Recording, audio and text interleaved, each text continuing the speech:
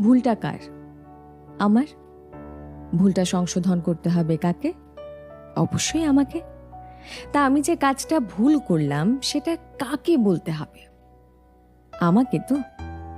তা আপনি আমাকে না বলে আমার ভুলের ব্যাপারে গোটা বিশ্বে ঢাক বাজিয়ে বেড়াচ্ছেন। তার কি মানে?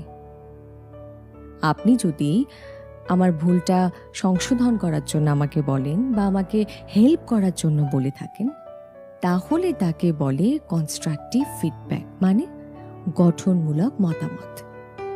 আর যদি আপনি শুধুমাত্র মজা নেওয়ার জন্য আমার ব্যাপারে বলে বেড়ান কিংবা আমার সম্পর্কে আলোচনা করেন, তাহলে তাকে বলা হয় পরচর্চা, মানে গসিপ। আর যদি আপনি নিজেকে বড় আর আমাকে ছোট দেখানোর জন্য সবাইকে বলে বেড়ান, তাহলে তাকে বলে ইনসিকিউর।